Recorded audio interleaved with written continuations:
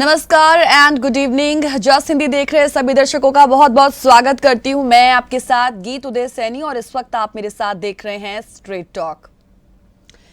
कई बार हमारे कानून में कुछ ऐसी चीजें होती हैं जिसके बारे में हमें पता नहीं होता है, हम उसके बारे में शायद जानते नहीं होते हैं, हमें उसके प्रति अवेयरनेस नहीं होती है। और जब एकाएक कुछ ऐसे मामले हमारे सामने आ जाए तो वो हमारे लिए बहुत अलग हो जाते हैं, बहुत ऐतिहासिक, बहुत जुदा हो जाते हैं और चर्चाएं उनमें से होने लगती हैं। अमूमन क्या होता है कि विदेशों में जब हम डाइवोर्सेस की बात करते हैं तो वहां पे जो तलाक है वो बहुत ही कॉमन चीज होती है, जिसे आप भारत में कहेंगे कि बड़ा कूल होता है। लेकिन when it comes to India, जब बात हिंदुस्तान जैसे एक बड़े लोकतांत्रिक देश की हो, क्योंकि यहां पर विवाह जो है वो एक तरीके का कॉन्ट्रैक्ट नहीं होता है, बल्कि वो एक तरीके की संस्था होती है, एक पवित्र बंधन होता है और न जाने क्या क्या चीज जो हम इसको उस नाम से बुलाते हैं, यानी कि उसे एक संज्ञा देते हैं। So basically in nutshell I can say कि वो एक कॉन्ट्रैक्ट नहीं होता है। इसीलिए चाहे स्त्री हो या फिर पुरुष, कितनी भी क्यों ना बढ़ जाए, ये प्रयास हमेशा यही रहते हैं कि शादी जो है वो बचा ली जाए। कहने का मतलब है कि दोनों के बीच में अनबन जब होती है तो बात तलाक तक पहुंचती है। और कोशिश क्या होती है तमाम मामलों में कि मामले अगर आते हैं तो एक बार नहीं, दो बार नहीं, कितनी ही दफा परिवार द्वारा और साथ ही साथ उनके जो अपने अपने वकील किए जाते हैं उनकी ओर से ये प्रयास किया जाता है कि दोनों के बीच में जो अनबन है वो किसी ना किसी तरीके से खत्म हो जाए, शादी जो है वो किसी ना किसी तरीके से बचा ली जाए। क्यों? क्योंकि उनके लिए एक तरीके का कॉन्ट्रैक्ट नहीं होता है, बल्कि एक तरीके की संस्था होती है, एक तरीके का पवित्र बंधन होता है, जिसे इस तरीके से तोड़ना सही बात नहीं है। ये शादी बचाने वाली बात क्यों हम कर रहे हैं, ये क्यों होता है? क्योंकि इसके पीछे एक बड़ी वजह तलाक के बाद दिया जाने वाला गुजारा भत्ता, यानी कि मुआवजा, जिसे हम मेंटेनेंस भी कहते हैं, वो भी होता है। और इसी की वजह से जो कहें मामले हैं कितने कितने सालों तक या फिर कहें कितने कितने समय तक विचाराधीन रहते हैं। तो आज जब हम स्ट्रेट टॉक के इस मंच से बात जब हम गुजारे भत्ते की कर रहे हैं, बात जब निकल कर आई है मुआवजे की, तलाक के बाद की, तो अब तक जैसा दस्तूर रहा है, जो मामले हमने देखे हैं, आपने भी देखे हैं, प्राय उनमें क्या होता है, हम उनमें यही देखते हैं कि जब पति पत्नी में तलाक होता है तो अक्सर जो एक पुरुष होता है अलग होने के बाद वही जो है मेंटेनेंस यानी कि मुआवजा देता हुआ नजर आता है। बच्चों की देखरेख की पूरी जिम्मेदारी भी उसी की होती है। तो क्या ये हमेशा यूं ही चलता रहेगा जो अब तक होता आया है? सवाल है कि क्या तलाक मामलों में हमेशा पुरुष ही मुआवजा देगा? इसका बड़ा ही माकूल जवाब बॉम्बे हाई कोर्ट ने इस हफ्ते दिया और अपनी तरीके का ये एक तरीके का अनोखा फैसला था। उसके कारण बॉम्बे हाई कोर्ट लगातार सुर्खियों में भी है और सोशल प्लेटफॉर्म पर इस मामले की चर्चाएं जो है वो हर कहीं हो रही है। सो हमने सोचा क्यों ना, जब ये बॉम्बे हाई कोर्ट का मामला सुर्खियों में आया है तो क्यों ना इस मंच पर भी इस विषय को उठाया जाए और इस पर बातचीत की जाए, लीगली भी, कानूनी तौर पर क्या क्या चीजें होती हैं, क्योंकि बहुत कम बातचीत हुई है हमेशा इसको लेकर, चर्चाएं बहुत कम हुई हैं इसको लेकर, क्योंकि अमूमन ऐसा कभी मामला सामने आया ही नहीं। मामला यदि आया भी है तो सुर्खियों में नहीं रहा, लेकिन ये बॉम्बे हाई कोर्ट का ये जो फैसला आया ये काफी ज्यादा सुर्खियों में रहा और जब लोगों के संज्ञान में आया तो इसको लेकर चर्चाएं छिड़नी शुरू हो गई। कोर्ट में तलाक का दरअसल एक मामला आया था। मामला क्या था वो मैं आपके सामने सबसे पहले रखना चाहूंगी ताकि आप हमारे आज के इस विषय को अच्छे तरीके से समझ सकें और अपनी बात भी हमारे साथ शेयर कर सकें और हमें बता सकें कि ये जो मामला आया है इस पर आपके अपने निजी विचार क्या हैं, आप इस पर क्या सोचते हैं। चलिए मामले की ओर रुख करते हैं। कोर्ट में दरअसल तलाक का एक मामला आया था जहां पर पूर्व पति की खराब आर्थिक स्थिति थी और उस आर्थिक स्थिति को देखते हुए ही कोर्ट ने महिला से कहा कि वो पति को गुजारा भत्ता दे। पति पत्नी के बीच तलाक के बाद ज्यादातर मामलों में पति को ही पत्नी को गुजारा भत्ता देना पड़ता है, बच्चों की देखभाल करनी पड़ती है, मगर महाराष्ट्र की ओर रुख करें तो महाराष्ट्र के औरंगाबाद में एक ऐसा मामला प्रकाश में आया जहां कोर्ट ने एक पत्नी को अपने पति को गुजारा भत्ता देने का आदेश दिया। हाल ही में महाराष्ट्र के नांदेड़ में एक मामला प्रकाश में आया जिसमें स्थानीय अदालत ने महिला को अपने पूर्व पति को हर एक महीने 3,000 रुपए गुजारा भत्ता देने का आदेश दिया था।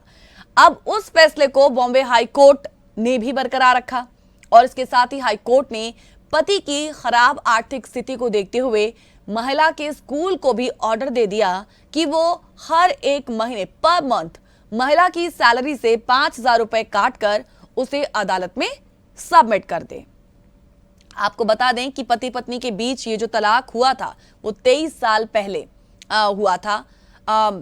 लगभग अब 2015 की बात ले लीजिए जब ये तलाक हुआ। पत्नी एक यूनिवर्सिटी में टीचर है और पति ने कोर्ट में दलील दी थी कुछ दावों के साथ कि पत्नी को पढ़ाने के लिए उसने बहुत पैसे खर्च किए थे और घर से संबंधित कई चीजों से कॉम्प्रोमाइज किया था। दरअसल ये मामला पुराना है, काफी पुराना है और मामला जब ये कोर्ट तक पहुंचा तो ये एक अलग अलग परिस्थिति से गुजरते हुए निकला है।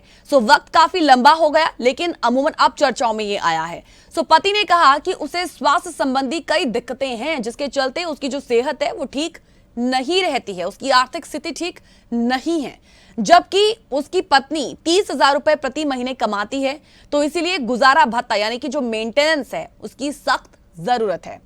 तो फिर क्या हुआ कि इस दंपति ने 1992 में क्योंकि शादी की थी और 2015 में पत्नी द्वारा क्रूरता का आरोप लगाया गया था और ये आरोप लगने के बाद कोर्ट का दरवाजा रुख करने के बाद उनका तलाक हो गया और उसके बाद पति ने 15,000 रुपए प्रति महीने गुजारा भत्ता की मांग जो है वो की थी और इसके लिए एक बकायदा एक पिटीशन जो है वो भी दाखिल की गई थी कोर्ट में और ये भी काफी समय तक विचाराधीन रही। यानी कि ये जो मामला है वो होल्ड पर ही रखा गया।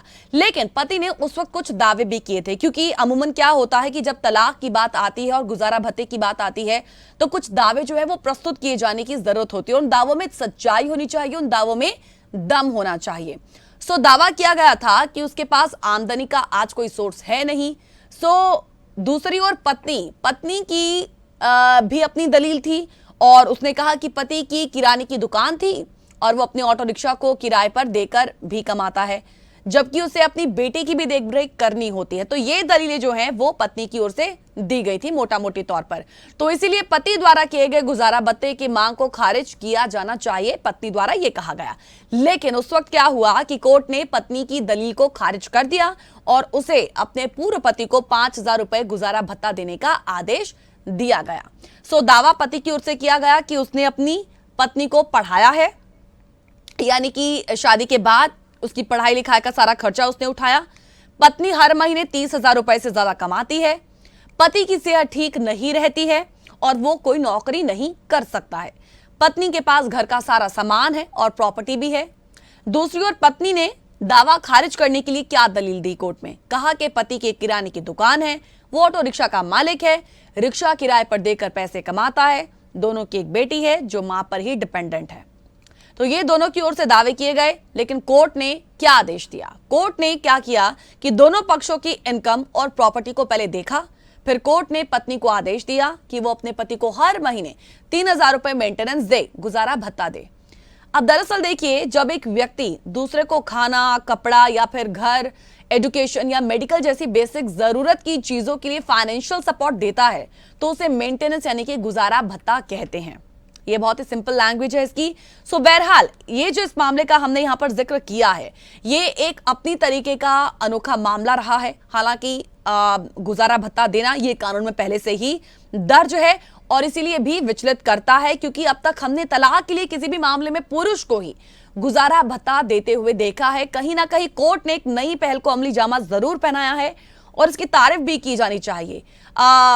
और ऐसे में आज का जो हमारा एक बेसिक सवाल है जो हम अपने दर्शकों के लिए भी लेकर आए हैं और हम चाहेंगे क्योंकि आज के इस विषय पर हमारे साथ एक बहुत ही खास मेहमान भी जुड़ी हुई हैं और एडवोकेट हैं और इस पूरे मामले का जो एक उनका ओपिनियन है वो हम उनकी ओर से जानने की कोशिश करेंगे, और ऐसे में क्या क्या दावे रहते हैं और किस किस तरीके से इस कानूनी तौर पर हम इसे पूरी तरीके से खंगालने की आज कोशिश उनके माध्यम से करेंगे।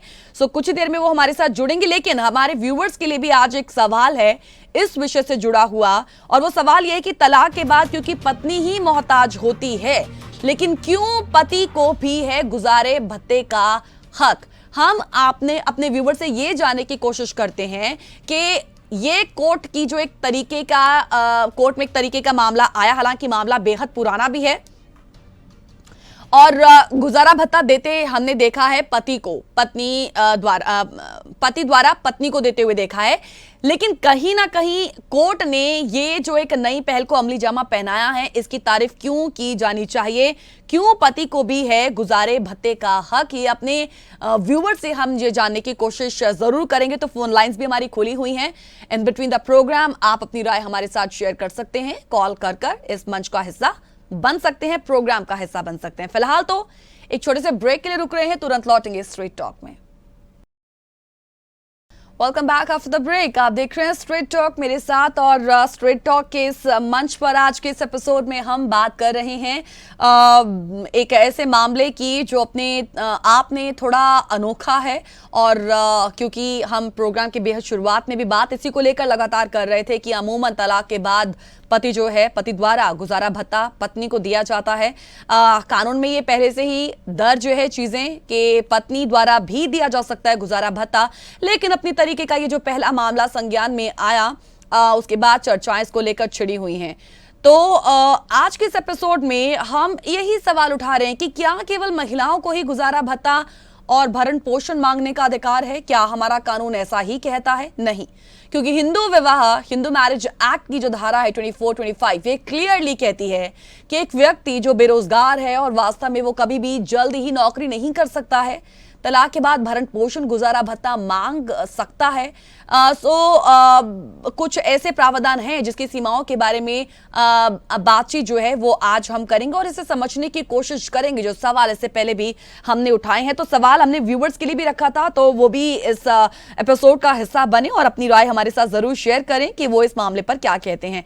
तो जैसा कि प्रोग्राम के शुरुआत में मैंने आपको कहा था कि आज के इस एपिसोड में मेरे साथ एक खास मेहमान भी जुड़ रही हैं, हम इस पूरे विषय को उनके ओपिनियन के माध्यम से जो है वो जानने की कोशिश करेंगे, और लीगली कानूनी तौर पर ये जो पूरा मामला है वो किस तरीके का है, इसमें क्या क्या चीजें होती हैं, क्या क्या प्रावधान होता है, ये भी उनसे जानने की कोशिश करेंगे। So let's welcome advocate doctor Deepa Singh. Ma'am, बहुत बहुत स्वागत है आपका स्ट्रेट टॉक में। गुड मॉर्निंग गीत। मैम, बॉम्बे हाई कोर्ट का ये जो जजमेंट आया, ये सबसे पहले तो मैं आपसे यही जानना चाहती हूँ कि अपने तरीके का काफी अनोखा मामला है, क्योंकि कानून में ये चीजें पहले से ही दर्ज हैं कि पत्नी द्वारा भी ये गुजारा भत्ता दिया जा सकता है पति को, इनकेस उसकी फाइनेंशियल हालत मंदी है, काम कर नहीं सकता है। लेकिन बहुत कम लोगों को ये चीज पता थी।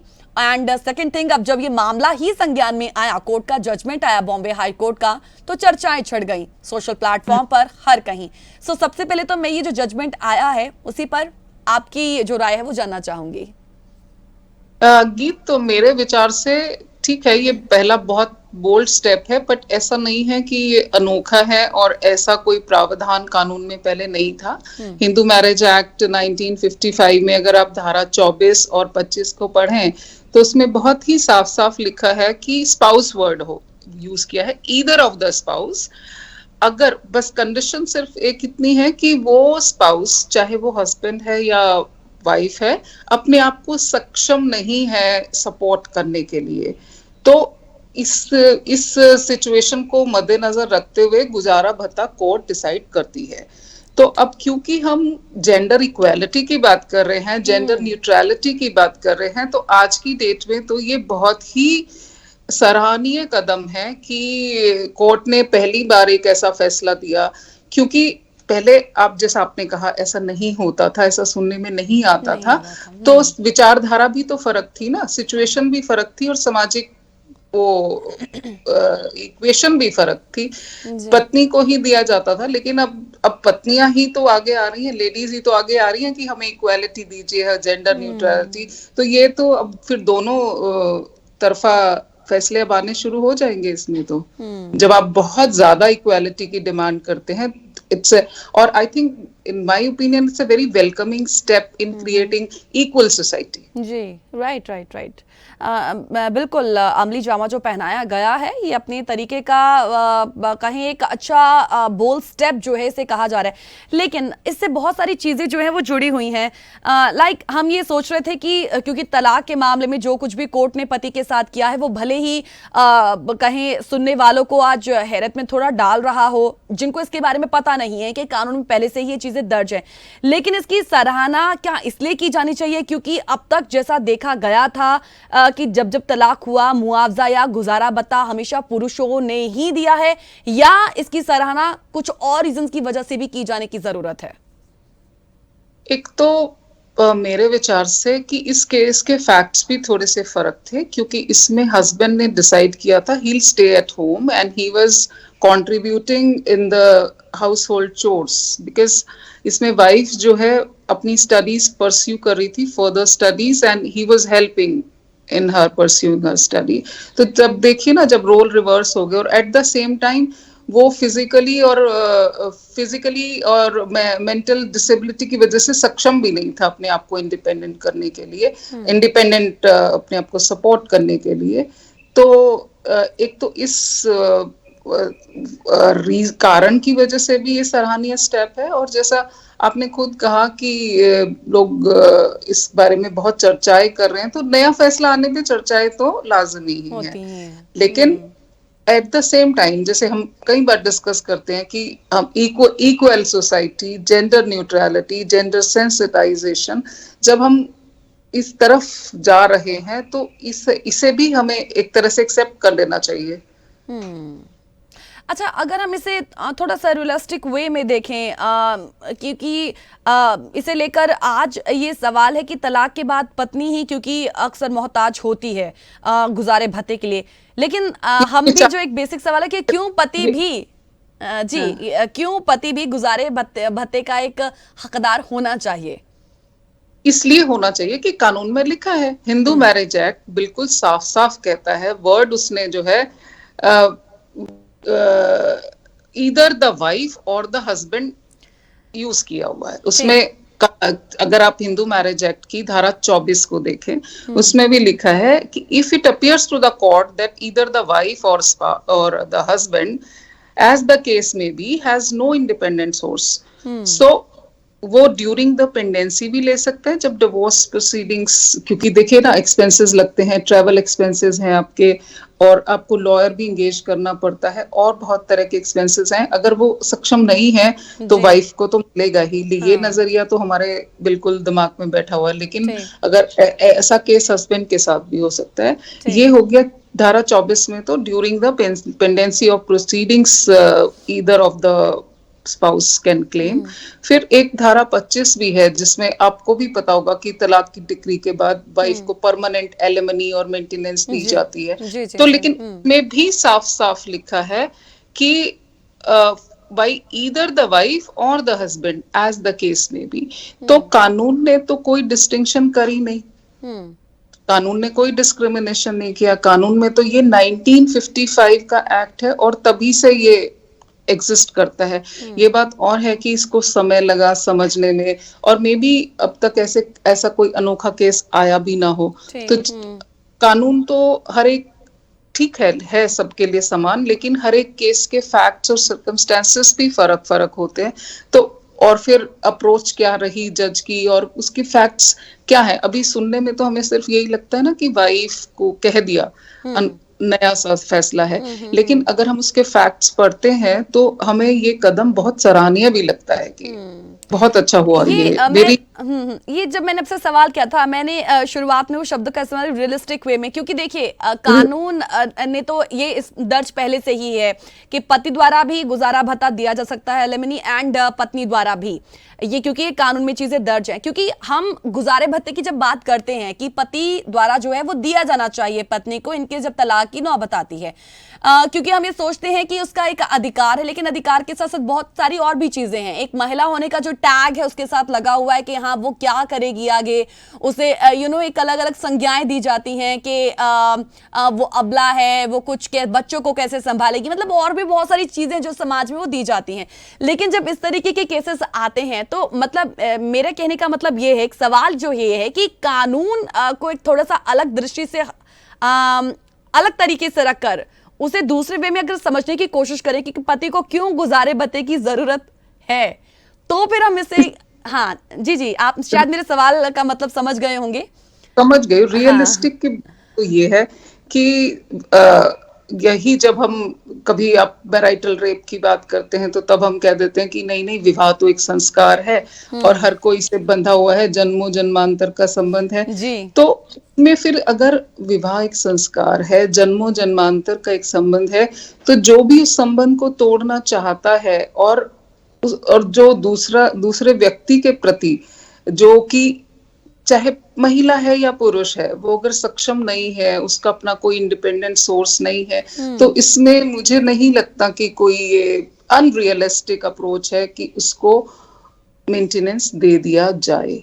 ठीक बहुत अनरियलिस्टिक मैं नहीं मानती हूँ इसको, क्योंकि समाज बदल रहा है, हर तरह से सिचुएशन भी बदल रही है। और जैसे पहले होता था कि पति ही काम करता था, पत्नी काम नहीं करती थी, लेकिन फिर भी उसको परमानेंट एलिमनी इसलिए दी जाती थी कि हर घरेलू काम में जो है हेल्प किया है, मदद किया है।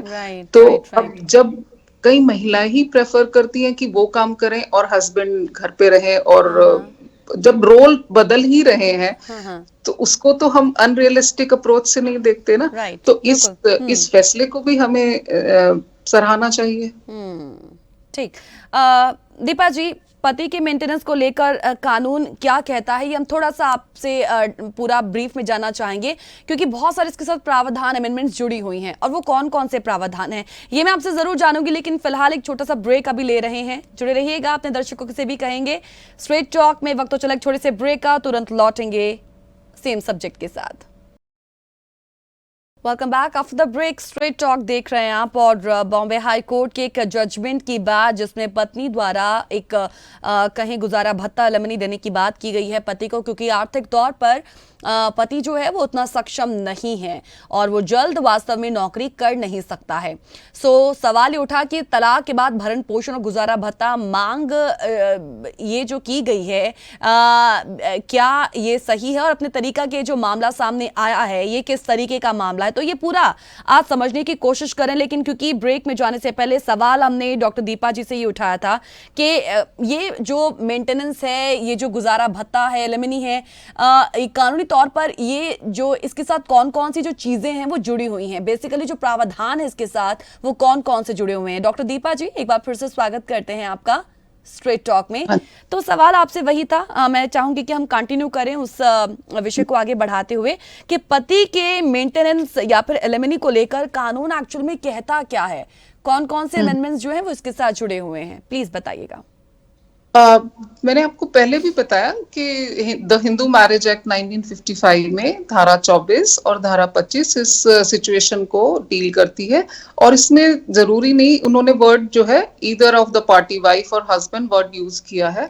और एट द सेम टाइम जब कभी वाइफ मेंटेनेंस फाइल करती है और हस्बैंड कहता है जी मैं तो आर्थिक रूप से सक्षम नहीं हूँ, बेरोजगार हूँ, मैं नहीं दे सकता, तो तब भी कोर्ट कहती है कि नहीं, आप बेरोजगार हैं, इससे हमें कोई लेना देना नहीं, लेकिन आप शारीरिक रूप से सक्षम हैं, कमा सकते हैं। तो बेरोजगार होने के बावजूद भी कोर्ट ने मेंटेनेंस वाइफ के फेवर में लगाया है। तो ऐसे ही जो मेन इसमें जो इशू आता है वो ये नहीं है कि वो बेरोजगार है, कोई भी पत्नी या पति, प्रश्न ये उठता है क्या वो शारीरिक रूप से सक्षम है, क्या वो अपने अपना भरण पोषण कर सकता है बिना कोर्ट के इंटरवेंशन के। तो अगर वो पत्नी या पति शारीरिक रूप से सक्षम है तो ये कोर्ट मना भी कर सकती है, ठीक है। लेकिन ऐसा भी नहीं है कि, और एक ये चीज सबसे ज्यादा इंपॉर्टेंट है, चर्चा में इसलिए भी आ रहा है कि लोगों को लगता है कि भरण पोषण महंगाई ये भत्ता लगा दिया तो ये परमानेंट रहेगा। ऐसा नहीं है। अगर आप धारा 25 की सबसेक्शन 2 देखें तो उसमें ये भी साफ साफ लिखा है कि अगर कोई परिस्थिति चेंज होती है, फॉर एग्जाम्पल पति को रोजगार मिल जाता है, या वो शारीरिक रूप से सक्षम हो जाता है, या उसको कोई प्रॉपर्टी मिल जाती है, कहीं से उसकी आर्थिक हालत सुधर जाती है, तो कोर्ट इस कंडीशन को वेरी मॉडिफाई और रेसेंट भी कर सकती है। एक और कंडीशन है धारा सबसेक्शन 3 जो कहती है कि अगर जिसके फेवर में ये महंगाई भत्ता और ये मेंटेनेंस का ऑर्डर हुआ है, अगर वो दूसरी शादी कर लेता है तो भी ये जो है रेसेंट हो सकता है ऑर्डर। और वाइफ के लिए है कि वो चेस्ट नहीं रहती, अब जो एक जैसे हमने कहा विवाहिक संस्कार है, या पति किसी और महिला से शारीरिक संबंध बनाता है, तो उस सिचुएशन में भी ये जो है ये ऑर्डर कैंसिल हो सकते हैं। मतलब कोर्ट उनको वेरीफाई जो है वेरी भी कर सकता है, मॉडिफाई भी कर सकता है और रेसेंट भी कर सकता है। ठीक है। ये तो हम हिंदू मैरिज एक्ट की बात कर रहे हैं, लेकिन हम अगर अदर देन हम बात करें एक मुस्लिम महिला की बात करें, या फिर वो हिंदू नहीं है, किसी और रिलीजन की है, कोई और धर्म की है, तो उन केसेस में अगर ऐसा कुछ मामला आए तो उसको लेकर हमारे देश में किस तरीके का कानून है? अगर मैं बात मुस्लिम महिला की करूं, उसमें जो है एक जो क्रिमिनल प्रोसीजर कोड है सेक्शन 125 वो डील करती है इन सभी सिचुएशंस को, कि कोई भी व्यक्ति, चाहे वो इवन जरूरी नहीं कि पति पत्नी ही हो, इवन आपके वृद्ध माता पिता संतान, और जो ये आपका कई बार आप दूसरी शादी भी कर लेते हैं, तो शादी तो अवैध है पर संतान जो इलिजिटिमेट चिल्ड्रन है, माइनर, और ये सभी लोगों के एक प्रावधान है कि जो अपने आप को आर्थिक रूप से सक्षम नहीं है किसी भी तरह से, तो वो अपने परिवार के अपने माता पिता से जो है वो अपना क्लेम कर सकते हैं मेंटेनेंस। तो इसी में तो वो जो एक शाहबानो का केस हुआ था, तब उसको क्योंकि मुस्लिम लॉ के हिसाब से वो मेंटेनेंस नहीं ले सकती थी जो भी था, तो उसने धारा 125 के तहत ही मांगा था। तब ये बहुत बड़ा विवाद खड़ा हुआ था कि भाई ये पर्सनल लॉज के साथ छेड़छाड़ है। तो एक तो हर एक के अपने पर्सनल लॉज में प्रावधान है तो बहुत अच्छी बात है, लेकिन अगर कहीं कोई ऐसा प्रावधान नहीं है तो क्रिमिनल प्रोसीजर कोड तो सभी के ऊपर समान रूप से लागू है। धारा 125 के तहत कोई भी पीड़ित व्यक्ति, मतलब जो भी आर्थिक रूप से इतना सक्षम नहीं है, वो मेंटेनेंस क्लेम कर सकता है। ठीक, चलिए, ये तो हम जान रहे हैं कि पति जो है वो भी किस सिचुएशन में दावा कर सकता है और पत्नी भी किस सिचुएशन में दावा कर सकती है एलिमनी गुजारा भत्ता के लिए। लेकिन क्या कभी ऐसा हुआ है कि जो दावे प्रस्तुत किए जाते हैं कोर्ट के अंदर उनमें किसी तरीके की कोई सच्चाई ना? हालांकि मैं ये जरूर मानती हूँ कि फुल प्रूफ के साथ वहां पर जो है वो दावों को रखा जरूर जाता होगा, लेकिन इनकेस अगर दावों में किसी तरीके की कोई सच्चाई ना हो, क्या कभी ऐसे कोई मामले सामने आए हों? क्योंकि आप भी अक्सर वहां पे रहती हैं, माहौल आपके इर्द गिर्द ऐसा रहता है, कभी कोई ऐसा मामला एक्सपीरियंस आपने ऐसा कुछ शेयर कुछ फील किया हो, महसूस किया हो? गीत, ये तो ऐसा नहीं है कि सब कुछ सच्चाई ही होती है कोर्ट में, बट लेकिन ये है कि कोर्ट बहुत बारीकी से सारा एविडेंस देखती है। अगर आप कहते हो कि वो तो दोनों पार्टीज के ऊपर डिपेंड करता है ना, कि सपोज मैं पति हूं और मैं कहूं मैं बेरोजगार हूं, तो पत्नी कहीं ना कहीं से ढूंढ के उसका सैलरी सर्टिफिकेट और उसका अर्निंग सर्टिफिकेट कुछ भी ऐसा प्रमाण कोर्ट के सामने ले ही आती है। हाँ। या जैसे वाइफ मांगे कि भाई मुझे इतना मेंटेनेंस चाहिए, तो पति उसके सारा ड्यू सर्च करके कोर्ट के सामने प्रमाण पेश कर ही देता है। तब कोर्ट तो जो भी उसके पास दस्तावेज एज ए पेश किए जाते हैं उसके हिसाब से फैसला दे देता है। चाहे झूठ हो या सच हो, वो तो हम उसकी गहराई में तो हम जा ही नहीं सकते ना, लेकिन दस्तावेज क्या बोल रहे हैं, एविडेंस क्या कोर्ट के सामने प्रस्तुत की गई है। और ऐसा भी नहीं है कि अगर किसी पार्टी ने सच ना बोला हो, झूठ बोला हो, तो मैंने आपको बताया ना कि 25 की धारा 2 या 3 में आप फिर से इस ऑर्डर को मॉडिफिकेशन के लिए जा सकते हैं।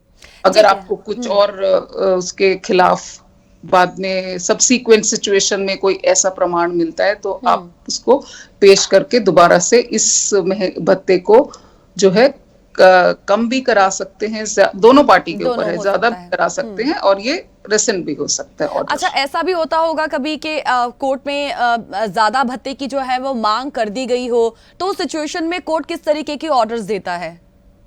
उसमें जरूरी नहीं कि पार्टी जितना क्लेम करे उतना ही मिलता है, वो कोर्ट बड़े बारीकी से इसको जांच करती है कि वो एक सिर्फ इसलिए दिया जा रहा है कि वो आर्थिक रूप से सक्षम नहीं है, कोई गुजारा भत्ता, लेकिन उसको जो है सिर्फ सस्टेन करने के लिए, जिससे कि वो अपनी रोजमर्रा की बेसिक नीड्स को फुलफिल कर सके, उसको ध्यान, बहुत ही जरूरी बेसिक चीजों का ध्यान में रखते हुए कि वो एक अपना जो है गुजारा, जैसे वर्ड अपने आप में क्लियर हो जाता है, सिर्फ गुजारा करने के लिए अगर वाइफ नहीं मुझे तो बहुत ज्यादा चाहिए और मेरा लाइफस्टाइल ये है, तो वो सब चीजों को कोर्ट अपने तरीके से अपने नजरिए से देख के और बहुत ही बेसिक सा उसको दिया जाता है। अगर ऐसा भी नहीं है कि दोनों पार्टी में से किसी को लगता है कि ये बहुत कम है, तो वो एज ए अपीलेट कोर्ट में जाके उसको बढ़ाने की और पीड़ित व्यक्ति उसको घटाने की मांग भी कर सकता है।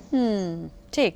अच्छा, क्योंकि इससे पहले हमने पति पत्नी को थोड़ा अलग रखकर हम बात वृद्ध लोगों की भी कर रहे थे, लिव इन रिलेशन में दूसरी शादी कर लेते हैं या बच्चों की भी। ये मैं जानना चाहती हूँ आपसे कि जब बात हम मेंटेनेंस सेरेमनी की करते हैं तो इस कैटेगरी में कौन कौन शामिल होता है, मतलब कौन कौन अपील कर सकता है और किस सिचुएशन में, मतलब इस कैटेगरी में ही कौन कौन शामिल है, वो आपसे जानना चाहेंगे हम।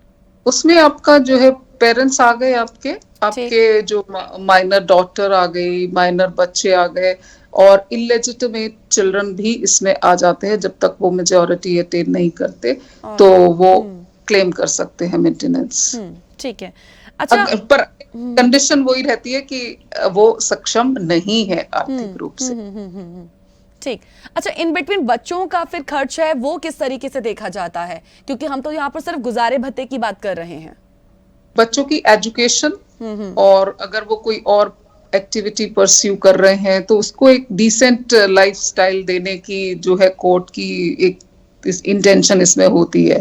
ठीक ठीक ठीक दीपा जी, सवाल है कि लेकिन अगर पत्नी ने कोर्ट में ये साबित कर दिया कि पति ने जो है वो दूसरा विवाह कर लिया है या उसका किसी के साथ प्रेम संबंध है, तो उस सिचुएशन में क्या होता है? क्योंकि जिक्र आप पहले भी कर रहे थे कि कोर्ट जो है वो कभी भी मतलब इसे बीच में रोक सकता है, इस सेरेमनी को, इस गुजारे भत्ते को। बिल्कुल। तो वो ये रुक जाता है, ये ऑर्डर रद्द हो जाता है और फिर उसको ऑब्लिगेशन नहीं है, इसको गुजारा भत्ते का हकदार नहीं रहता वो। ठीक है, ठीक है। अच्छा, विदेशों में हम देखते हैं कि तलाक बड़ी एक कॉमन सी चीज है, क्योंकि मैं प्रोग्राम के बेहद शुरुआत में ये कह भी रही थी कि इसे भारत में तो कहते हैं कि हाँ ये तो बहुत कॉमन है वहां पर, लेकिन जब हम हिंदुस्तान जैसे एक बड़े देश की बात करते हैं तो ये यहाँ पर बहुत होता है।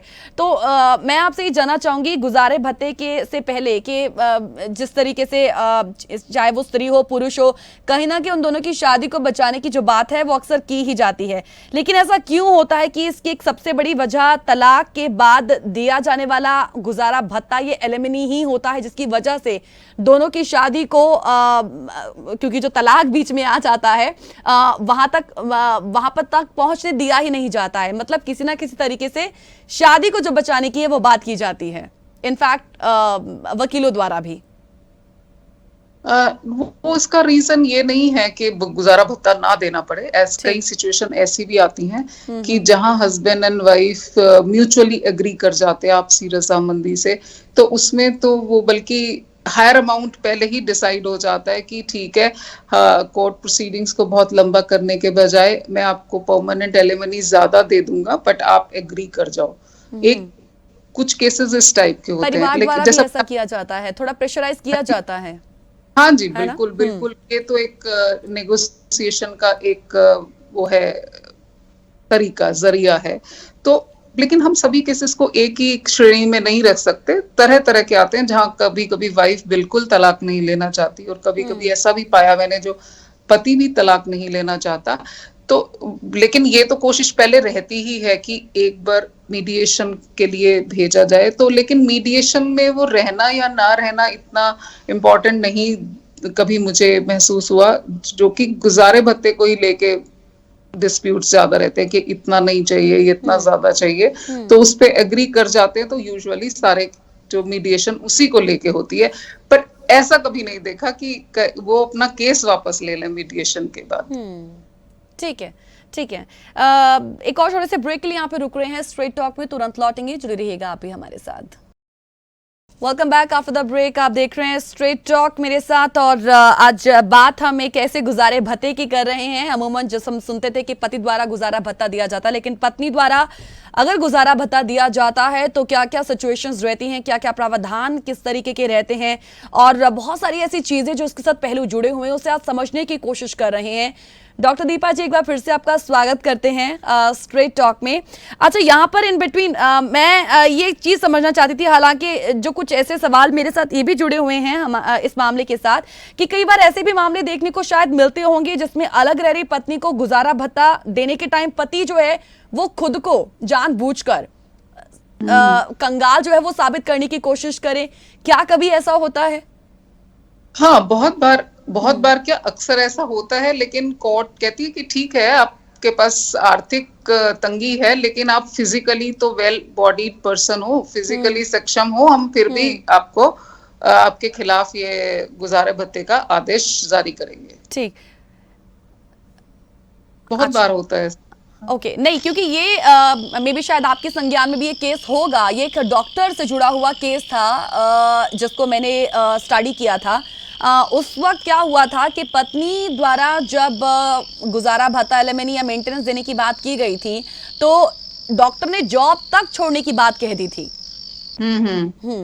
तो हाँ, तो वही आपको मैं बताने की कोशिश कर रही हूँ कि इसमें तो डॉक्टर ने तो जॉब छोड़ने की बात कह दी, लेकिन कई पति ऐसे हैं जो वाकई में ही बेरोजगार हैं, बट वो शारीरिक रूप से सक्षम है, तो कोर्ट उसमें यही कहती है कि ठीक है, आप बेरोजगार हैं, ऐसे तो कौन काम करना चाहेगा। कई लोग ऐसे भी तो है ना कि जिनको नौकरी नहीं करनी और काम पे नहीं जाना, लेकिन अगर वो शारीरिक रूप से हेल्दी है और उनको कोई डिसेबिलिटी नहीं है किसी टाइप की, मानसिक और शारीरिक रूप से सक्षम है, तो चाहे उसके पास पैसा है या नहीं है, कोर्टें तब भी वो गुजारे भत्ते का आदेश कर देती हैं। ये मैं आपको बताना चाह रही हूँ। बात जब हम दूसरी शादी की करते हैं, चाहे वो वाइफ के ऊपर आ जाए, चाहे वो हस्बैंड के ऊपर आ जाए, मैं ये समझना चाहती हूँ आपसे कि what is second wife entitled to?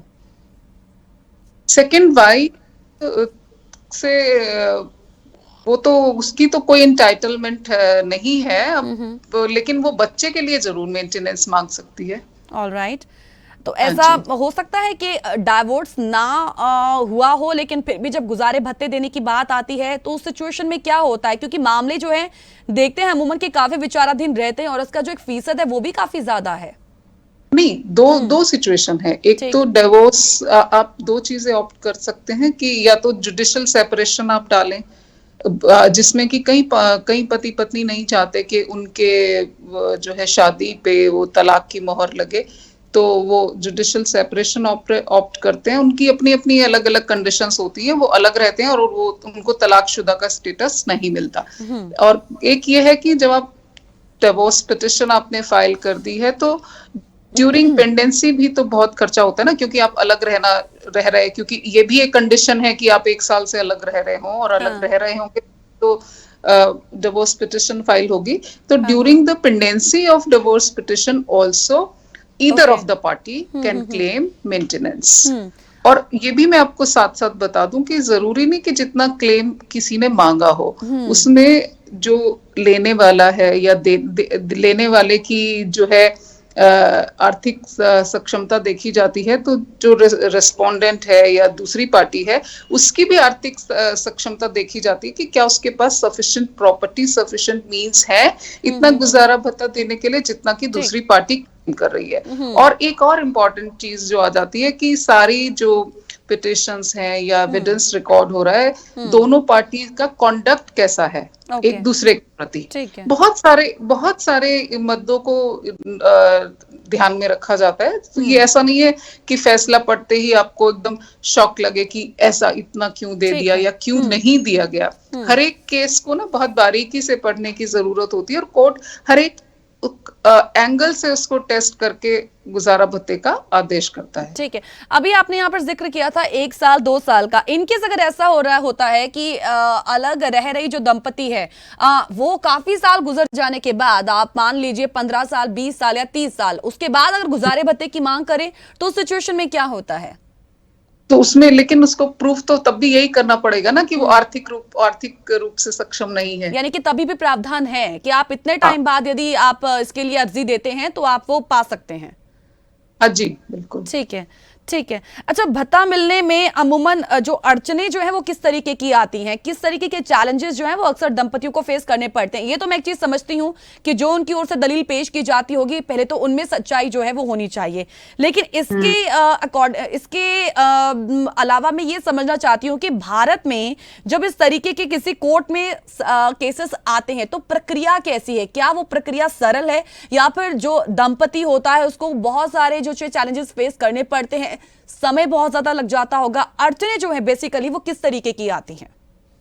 अड़चने तो देखिए कानून में हर तरह से आती है। क्योंकि जब भी मामले आप बहुत विचाराधीन हैं, बस कोर्ट में आप एंटर करते हैं ना, हाँ। तो जरूरी नहीं कि ये गुजारे भत्ते का कोर्ट में एंटर करने का मतलब ये है कि अड़चनों का आए दिन सामना करना। तो इसमें बस यही होता है कि वो दोनों पार्टी में से एक की तो ये मंशा रहती ही है कि मैं जितनी देर तक अवॉइड करूं, बट उससे बात नहीं बनती, क्योंकि एक अच्छा वकील अपने क्लाइंट को पहले ही बता देगा कि आप कितना भी डिले कर रहे हैं, लेकिन आपको जिस दिन से वो एप्लीकेशन दायर हुई है कोर्ट में, उसी डेट से वो उसको मेंटेनेंस मिलना शुरू हो जाएगा। आप समझ रहे हैं? मैं 6 महीना भी डिले कर दूं, लेकिन मैंने एप्लीकेशन 6 महीने पहले लगाई थी, तो वो रेट्रोस्पेक्टिव इफेक्ट से आपको मेंटेनेंस मिलता है और कुछ इंटरेस्ट देने का भी प्रावधान है और बहुत सारे तरीके हैं जो पार्टी अपना ये आदेश को एग्जीक्यूट करा सकती है। ये सिर्फ इनिशियली लगता है कि जब एक फाइनेंशियल बर्डन पड़ता है तो हर एक इंसान की इंटेंशन होती है कि वो इससे बचे। हाँ। लेकिन कानून, जैसा कहा जाता है, कानून के हाथ तो बहुत ही लंबे भी हैं और सक्षम भी हैं। लेकिन ये सच्चाई भी है कि बहुत सारे मामलों में वक्त भी इसी वजह से लग जाता है और यही वजह भी है कि 60 से 70% ऐसे मामले इसको लेकर अभी तक पेंडिंग पड़े हैं जो अभी तक विचाराधीन है कोर्ट में। हाँ, विचाराधीन है तो, लेकिन उसका रीजन और बहुत सारे फैक्टर्स उसके पीछे हैं। जरूरी नहीं कि यही एक दो चीज फैक्टर्स होते हैं वो। बहुत, कभी कोर्ट छुट्टी पे है, कभी लॉयर ने एडजर्नमेंट ले ली, कभी कोई पार्टी दूर से आई है वो पेश नहीं हुई, कभी कोर्ट अगर वर्किंग भी है तो लॉयर्स ने स्ट्राइक कर दी, तो और आप ये देखिए कि डेट्स बहुत लंबी पड़ जाती हैं, 2-3 महीने की तो डेट लगी जाती है। हाँ। तो बहुत सारे कभी कभी उसमें आ जाते हैं और हमें लगता है कि लंबित हैं, और उसके और बैकग्राउंड में बहुत सारे अलग अलग कारण हो सकते हैं। ठीक है। दीपा जी, आपने अपने कई फैक्टर्स की बात की है कि छुट्टियां आ गई या स्ट्राइक हो गई या बहुत सारे ऐसी चीजें, लेकिन गुजारा भत्ता वाले मामलों की अगर जब हम बात करते हैं तो सामान्य तौर पर अगर इन केस अगर जो दूसरा पक्ष जो है वो ये प्रयास करे, चाहे वो पति हो चाहे वो पत्नी हो, दोनों में से कोई भी एक जो जन है अगर ये प्रयास करे कि कानूनी दांव पेच इस्तेमाल करके किसी ना किसी तरीके से इसे रुकवाया जाए, तो उस सिचुएशन में क्या होता है? क्या ऐसे मामले भी आते हैं जब एक पक्ष जो है वो कानूनी तौर पर मास्टर स्ट्रोक्स खेल के इस चीज को जो है वो थोड़ा सा गड़बड़ाने की कोशिश करे? देखिए, मास्टर स्ट्रोक जो है पार्टी के हाथ में नहीं है, क्योंकि मैं जैसा कि मैंने आपको बताया इसमें बहुत सारे कि दोनों पार्टीज का कॉन्डक्ट भी कोर्ट देखती है। ये it is for the court to decide.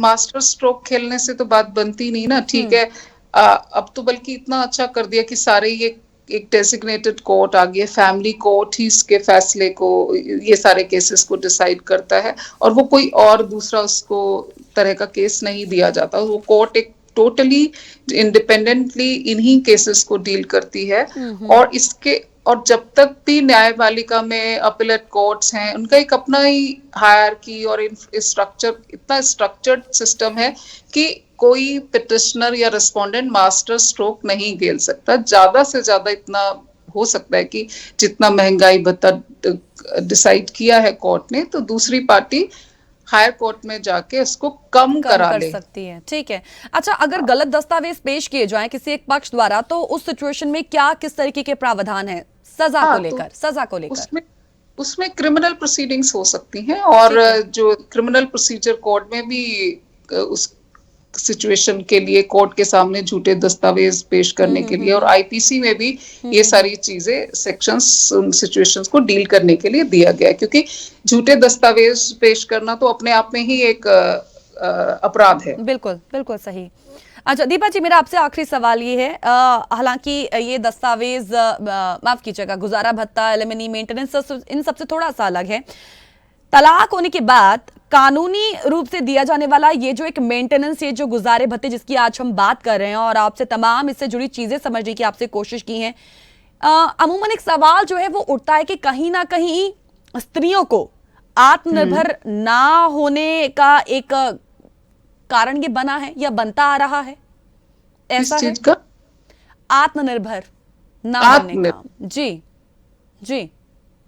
समय तो बदल रहा है, बट लेकिन ये एक आप सही कह रही हैं कि ये इस तरफ एक मंशा रहती है, चाहे आप आत्मनिर्भर भी हो तो तब भी भी ये इच्छा तो रहती ही है कि मैं Yes. ये मेंटेनेंस और गुजारा भत्ता जितना ज्यादा से ज्यादा लेना चाहूं ले सकूं। तो उसके लिए तो आपको फिर it depends on each and every person ना, उसके लिए तो आपको सेल्फ डिसिप्लिन और एक अपना एक कॉन्शियस, वो तो एक इनर आपका मोरालिटी और एथिकल इश्यूज हो गए ना। बट जनरली तो ट्रेंड यही है कि अगर आप आत्मनिर्भर हैं या नहीं, आप ऐसे फैक्ट्स और डॉक्यूमेंट्स क्रिएट करें कि so that you can extract more and ठीक मोर फ्रॉम द ठीक अदर पार्टी। ठीक ठीक ठीक। Thank you so much Deepa ji, अपने विचार और ये तमाम चीजें हमारे साथ शेयर करने के लिए, हमें समझाने के लिए, इस पूरे मसले को, पूरे इससे जुड़े तमाम पहलुओं को, अपना वक्त हमारे साथ शेयर करने के लिए thank you so much once again. Thank you गीत।